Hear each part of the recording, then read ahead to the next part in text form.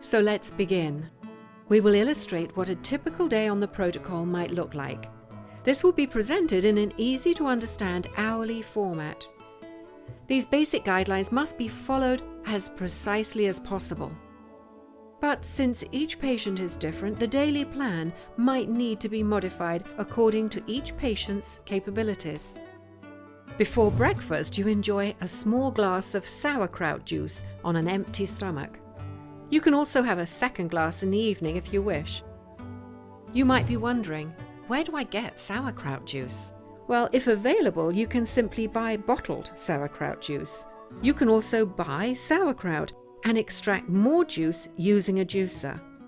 But the best option is to make your own sauerkraut at home, then use a juicer to extract the juice. We will show you how.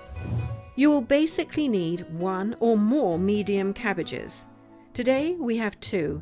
Since the more cabbages, the more juice you will have. A cutting board and a knife, some sea salt, a large bowl, a kitchen scale, and a glass container to store your shredded cabbage during fermentation. Let's begin. Peel the outer leaves and discard them. Remove the next layer and save 2 to 3 leaves, which will be needed later on. Cut the cabbage in half and remove the core. The core is rich in nutrients, so chop it well or grate it if you can. The core is actually very hard, so it takes a while to cut it into small pieces.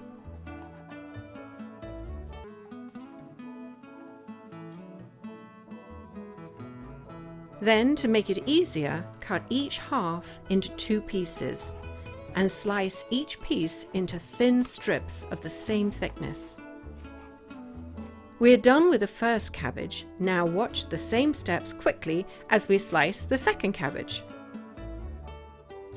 Among its many benefits, the compounds found in sauerkraut and its juice stimulate the immune system.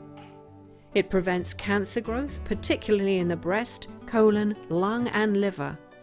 It's packed with vitamins and minerals, and it naturally supports digestion, so it's often used to treat constipation.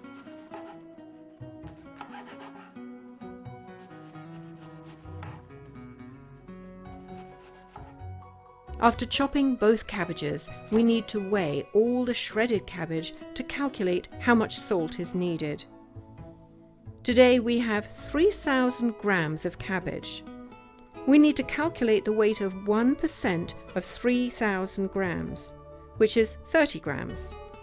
Then we use the scale again to measure 30 grams of salt.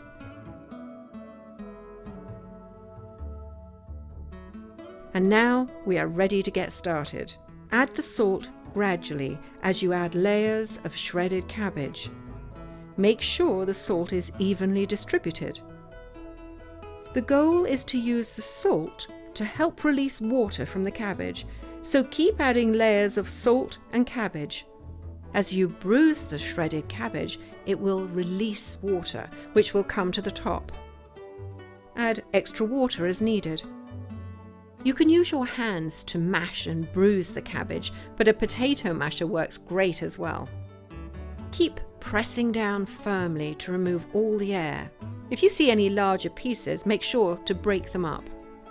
Grab the cabbage leaves that we saved and place them on top to protect the shredded cabbage. The cabbage must be wet and fully covered with water. Add more water if needed. Air causes the cabbage to spoil, so if your container is not full, place a plastic bag inside and fill it with water to add weight. Leave only a small 2 to 3 centimeter gap between the bag and the lid. Then seal the bag and close your container. Notice we have a glass container, which is a great choice. Clay or ceramic pots are also great.